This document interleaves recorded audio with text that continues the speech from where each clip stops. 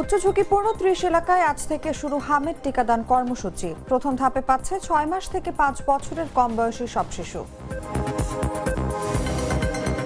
আজ থেকে নতুন সূচিতে চলছে অফিস, ব্যাংক। সন্ধ্যা ৬টার পর বন্ধ থাকবে মার্কেটও, তবে নতুন সময়সূচির আওতার বাইরে থাকবে জরুরি পরিষেবা। বেতন কাঠামো নিয়ে প্রধানমন্ত্রীর সঙ্গে বৈঠকে বসছেন অর্থমন্ত্রী। উপস্থিত থাকবেন ঊর্ধ্বতন কর্মকর্তারাও।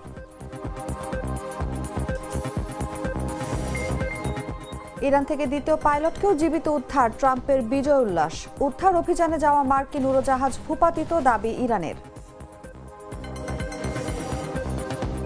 এবং আলোচনার মধ্যে বিসিসিআইকে চিঠি, রুটিন ওয়ার্ক বলছে বিসিবি, এখনো জবাব দেয়নি ভারতীয় বোর্ড।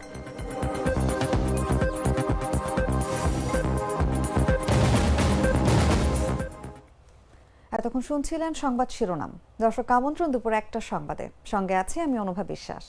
টুইন লেমন ও অ্যান্টিব্যাকটেরিয়াল ফর্মুলা বাসনকে চকচকে জীবাণুমুক্ত করে আমাদের দেয় গ্লিটার গ্যারান্টি। চলে যাচ্ছি পুরো খবরে। হামের প্রাদুর্ভাব মোকাবিলায় দেশের ৩০টি উচ্চ ঝুঁকিপূর্ণ এলাকায় আজ থেকে জরুরি হাম রুবেলা টিকাদান কর্মসূচি শুরু হয়েছে। রোববার সকাল ৯টা থেকে বিকেল ৫টা পর্যন্ত চলবে এই কার্যক্রম। প্রথম ধাপে ৬ মাস থেকে ৫ বছরের কম বয়সী সব শিশু এই টিকা নিতে পারবে। আগে যারা টিকা পেয়েছে তারাও এই কার্যক্রমের আওতায় থাকবে। এর আগে শনিবার সচিবালয়ে স্বাস্থ্য ও পরিবার কল্যাণ মন্ত্রণালয়ের এক ব্রিফিংয়ে এসব তথ্য জানান স্বাস্থ্যমন্ত্রী সরদার মোহাম্মদ সাখাওয়াত হোসেন বকুল।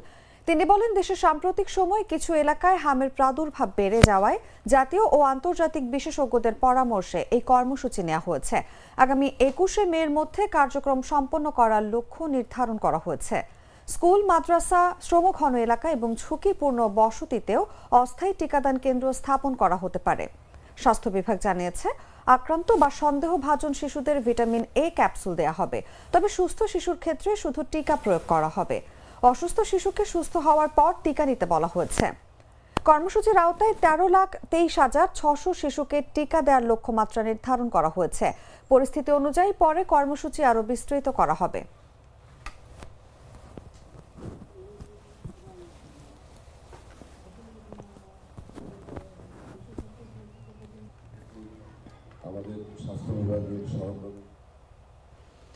মধ্যপ্রাচ্যে চলমান উত্তেজনা ও যুদ্ধের প্রেক্ষাপটে সৃষ্ট বিদ্যুৎ ও জ্বালানি সংকট মোকাবিলায় সরকারি ও বেসরকারি অফিসের নতুন সময়সূচি নির্ধারণ করেছে সরকার। পরবর্তী নির্দেশ না দেওয়া পর্যন্ত অফিস চলবে সকাল ৯টা থেকে বিকেল ৪টা পর্যন্ত। ব্যাংক লেনদেন চলবে সকাল ১০টা থেকে বেলা ৩টা পর্যন্ত। আর সন্ধ্যা ৬টার মধ্যে দোকান ও শপিং মল বন্ধ করতে হবে। শনিবার অফিসের নতুন সূচি নির্ধারণ করে প্রজ্ঞাপন জারি করে জনপ্রশাসন মন্ত্রণালয়। এর আগে গেল বৃহস্পতিবার এ সংক্রান্ত প্রস্তাব অনুমোদন দেয় মন্ত্রিসভা। প্রজ্ঞাপনে বলা হয়, সরকার ৫ এপ্রিল থেকে দেশের সব সরকারি ও বেসরকারি অফিস সময়সূচি পরবর্তী নির্দেশ না দেওয়া পর্যন্ত সকাল ৯টা থেকে বিকেল ৪টা পর্যন্ত চলবে। শুক্রবার ও শনিবার সাপ্তাহিক ছুটি থাকবে, তবে জরুরি পরিষেবা সমূহ নতুন অফিস সময়সূচির আওতার বাইরে থাকবে বলেও প্রজ্ঞাপনে জানানো হয়।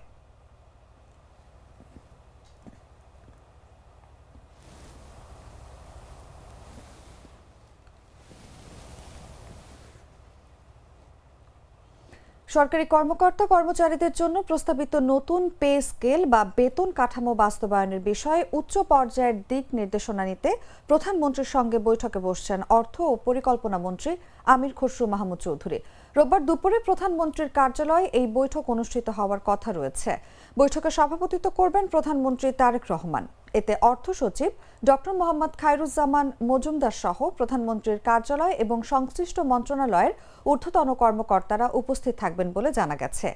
এর আগে অন্তর্বর্তী সরকার নতুন বেতন কাঠামো প্রণয়নের জন্য সাবেক অর্থ সচিব জাকির আহমেদ খানের নেতৃত্বে ২৩ সদস্যের একটি জাতীয় বেতন কমিশন গঠন করে। গত ২২ জানুয়ারি কমিশন সরকারি কর্মচারীদের বেতন ও ভাতা ১০০ থেকে ১৪০% পর্যন্ত বাড়ানোর সুপারিশ করে। অর্থ বিভাগের তথ্য অনুযায়ী কমিশনের প্রতিবেদন জমা দেওয়ার পর তা কার্যকর করার আগে কিছু প্রক্রিয়া সম্পন্ন করতে হয়।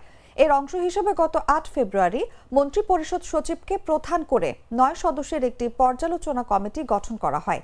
এই কমিটি জাতীয় বেতন commission ২০২৫, Bangladesh judicial service pay commission ২০২৫ এবং সশস্ত্র বাহিনী বেতন কমিটি ২০২৫-এর প্রতিবেদন যাচাই বাছাই করে সরকারের কাছে সুপারিশ জমা দেবে।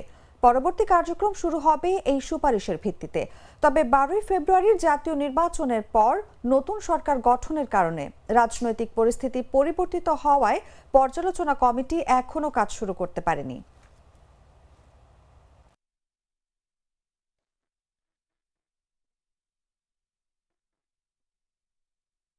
রোজকার সাধারণ খাবার এখন হবে অসাধারণ। প্রাণ স্বাদের মশলা, স্বাদ বাড়ায়, ঘ্রাণ ছড়ায়।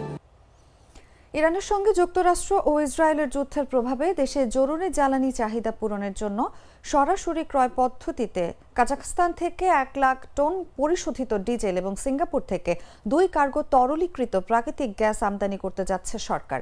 শনিবার বিকেলে অর্থমন্ত্রী আমির খসরু মাহমুদ চৌধুরীর সভাপতিত্বে ভার্চুয়ালি সরকারি ক্রয় সংক্রান্ত মন্ত্রিসভা কমিটির সভায় এই প্রস্তাব অনুমোদন করা হয়েছে।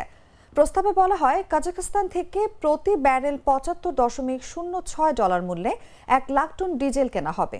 এর আগে গত সপ্তাহেও সরাসরি ক্রয় পদ্ধতির মাধ্যমে এক্সন মোবিল কাজাখস্তান ইনক থেকে আরও 1 লাখ টন ডিজেল আমদানির অনুমোদন দিয়েছিল সরকার।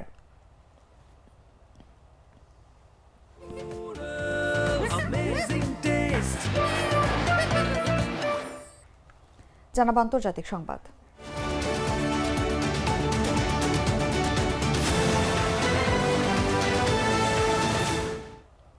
ইরানে ভূপাতিত মার্কিন যুদ্ধ বিমানের দ্বিতীয় পাইলটকে জীবিত উদ্ধার করেছে যুক্তরাষ্ট্র, এমনই দাবি করেছেন মার্কিন প্রেসিডেন্ট ডোনাল্ড ট্রাম্প।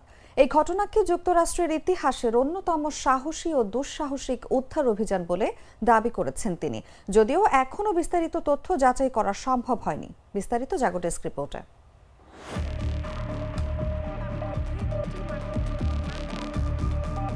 ইরানে ভূপাতিত F-15E যুদ্ধ বিমানের দ্বিতীয় পাইলটকে জীবিত উদ্ধারের ঘোষণা দিয়েছেন মার্কিন প্রেসিডেন্ট ডোনাল্ড ট্রাম্প। এই ঘটনাকে যুক্তরাষ্ট্রের ইতিহাসের অন্যতম সাহসী ও দুঃসাহসিক উদ্ধার অভিযান বলে দাবি করেছেন তিনি। রোববার নিজের ট্রুথ সোশ্যাল অ্যাকাউন্টের এক পোস্টে ট্রাম্প জানান, উদ্ধার করা ওই ক্রু সদস্য একজন অত্যন্ত সম্মানিত কর্নেল। তিনি ইরানের দুর্গম পাহাড়ি এলাকায় অবরুদ্ধ ছিলেন এবং ইরান বাহিনী তাকে হন্যে হয়ে খুঁজছিল। ট্রাম্পের ভাষায়, শত্রুরা প্রতি ঘন্টায় তার কাছাকাছি চলে আসছিল, কিন্তু আমাদের কমান্ডোরা তাকে একা হতে দেয়নি। পাইলটকে উদ্ধারের ডজনখানেক অত্যাধুনিক সামরিক বিমান এবং প্রাণঘাতী অস্ত্রশস্ত্র ব্যবহার করা হয়েছে। যদিও ওই কর্নেল কিছুটা আহত হয়েছেন, তবে তিনি এখন বিপদমুক্ত এবং সম্পূর্ণ নিরাপদ। ট্রাম্প তার বার্তায় এক চমকপ্রদ তথ্য ফাঁস করেন। তিনি জানান, গতকালই প্রথম পাইলটকে সফলভাবে উদ্ধার করা হয়েছিল, কিন্তু দ্বিতীয় উদ্ধার অভিযানটি যাতে কোনোভাবে ঝুঁকিতে না পড়ে সেজন্য বিষয়টি তখন গোপন রাখা হয়েছিল। তার দাবি, সামরিক ইতিহাসে এটি বিরল ঘটনা যে শত্রু ভূখণ্ডের গভীরে আলাদাভাবে দুটি সফল উদ্ধার অভিযান চালিয়ে দুজন পাইলটকেই জীবিত ফিরিয়ে আনা হয়েছে। এই অভিযানের সাফল্যের কথা উল্লেখ করে ট্রাম্প দাবি করেন, ইরান এখন সম্পূর্ণভাবে মার্কিন বিমান বাহিনীর নিয়ন্ত্রণে। তিনি বলেন, একটিও মার্কিন প্রাণহানি বা আহত হওয়া ছাড়াই আমরা এই দুটি কঠিন অভিযান সম্পন্ন করেছি। এটি প্রমাণ করে যে ইরানের আকাশে আমাদের একচ্ছত্র আধিপত্য এবং শ্রেষ্ঠত্ব প্রতিষ্ঠিত হয়েছে। এই বিজয়কে কেবল সামরিক সাফল্য নয়, বরং জাতীয় গৌরবের মুহূর্ত হিসেবে দেখছেন ট্রাম্প। রিপাবলিকান ও ডেমোক্রেট নির্বিশেষে সব মার্কিনীকে এই সাফল্যের পেছনে ঐক্যবদ্ধ হওয়ার আহ্বান জানান তিনি। বক্তব্যের শেষে তিনি মার্কিন সামরিক বাহিনীকে বিশ্বের ইতিহাসের সেরা এবং সবচেয়ে পেশাদার বাহিনী হিসেবে অভিহিত করেন। এদিকে মার্কিন প্রেসিডেন্ট ডোনাল্ড ট্রাম্প যখন ইরান থেকে দ্বিতীয় পাইলটকে সফলভাবে উদ্ধারের ঘোষণা দিয়ে বিজয় উল্লাস করছেন, ঠিক তখনই ইরানের পক্ষ থেকে এক পাল্টা দাবি করা হয়েছে। ইরানের ইসলামিক রেভলিউশনারি গার্ড কোর দাবি করেছে, তারা ইস্পাহানের দক্ষিণাঞ্চলে উদ্ধার অভিযানে অংশ নেয়া একটি মার্কিন উড়োজাহাজ ভূপাতিত করেছে। ইরানের আধা সরকারি বার্তা সংস্থা ফার্স তাদের টেলিগ্রাম চ্যানেলে একটি ছবি প্রকাশ করেছে, যেখানে একটি মাঠ থেকে ঘন কালো ধোঁয়া উঠতে দেখা যাচ্ছে। ইরানের দাবি, নিখোঁজ মার্কিন পাইলটকে খুঁজতে আসা একটি উড়োজাহাজকে তাদের আধুনিক প্রতিরক্ষা ব্যবস্থা দিয়ে আঘাত করা হয়েছে। ফার্স্ট নিউজ তাদের প্রতিবেদনে সরাসরি ট্রাম্পকে আক্রমণ করে লিখেছে, এটি একটি বিরাট সামরিক পরাজয় আড়াল করার জন্য ট্রাম্পের মরিয়া ও বেপরোয়া চেষ্টা। এর আগে ইরানে যুদ্ধ বিমানের দ্বিতীয় পাইলটকে জীবিত উদ্ধারের ঘোষণা দিয়েছেন মার্কিন প্রেসিডেন্ট ডোনাল্ড ট্রাম্প। এই ঘটনাকে যুক্তরাষ্ট্রের ইতিহাসের অন্যতম সাহসী ও দুঃসাহসিক উদ্ধার অভিযান বলে দাবি করেছেন তিনি।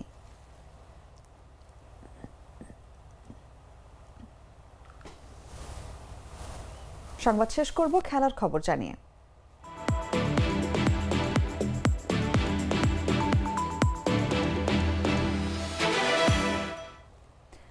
ভারতের সঙ্গে সাম্প্রতিক সময়ে ক্রিকেটীয় যোগাযোগ নিয়ে আলোচনা চলছিল। এরই মধ্যে ভারতীয় ক্রিকেট বোর্ডকে একটি চিঠি পাঠিয়েছে বাংলাদেশ ক্রিকেট বোর্ড। গণমাধ্যমে বিষয়টি সামনে আসার পর এই নিয়ে ব্যাখ্যা দিয়েছে বিসিবি। শনিবার বোর্ড সভা শেষে বিসিবির ক্রিকেট অপারেশনস কমিটির চেয়ারম্যান নজমুল আবেদিন ফাহিম জানান, মূলত আসন্ন সিরিজ ও স্থগিত থাকা কিছু কর্মসূচি নিয়েই ভারতীয় বোর্ডের সঙ্গে যোগাযোগ করা হয়েছে। তিনি বলেন, সেপ্টেম্বরে ভারতের বাংলাদেশ সফরে আসার কথা রয়েছে। গেল বছর বাংলাদেশ নারী দলের ভারতে যাওয়ার কথা ছিল, যা স্থগিত হয়ে যায়। এই ব্যাপারেই বিসিসিআইকে মেইল করা হয়েছে। ভবিষ্যতের বিভিন্ন ইভেন্ট ও কর্মসূচি নিয়েও দুই বোর্ডের মধ্যে যোগাযোগ করা হয়েছে বলেও জানান তিনি। এটি নিয়মিত যোগাযোগ উল্লেখ করে অন্য বোর্ডের সঙ্গেও এই যোগাযোগ হয় বলে জানান তিনি। ভারতীয় বোর্ড এখনও বিসিবির পাঠানো চিঠির কোনো জবাব দেয়নি। তবে বিসিবি আশা করছে দুই বোর্ডের মধ্যে চলমান যোগাযোগের মাধ্যমে সম্পর্ক স্বাভাবিক অবস্থায় ফিরবে।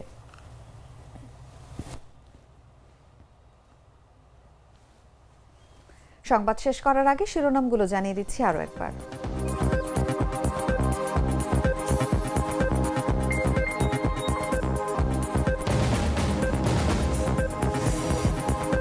উচ্চ ঝুঁকিপূর্ণ ৩০ এলাকায় আজ থেকে শুরু হামের টিকাদান কর্মসূচি। প্রথম ধাপে পাচ্ছে ৬ মাস থেকে ৫ বছরের কম বয়সী সব শিশু। আজ থেকে নতুন কর্মসূচিতে চলছে অফিস, ব্যাংক। সন্ধ্যা ৬টার পর বন্ধ থাকবে মার্কেটও। তবে নতুন সময়সূচির আওতার বাইরে থাকবে জরুরি পরিষেবা।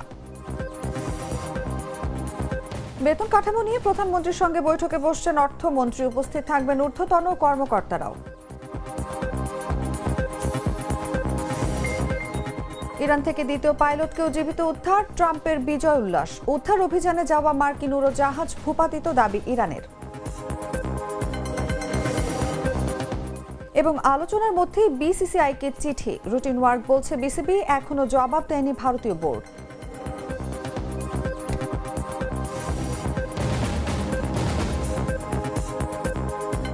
দর্শক, এই ছিল এখনকার মতো। এরপর দেখবেন দুপুর ৩টার সংবাদ।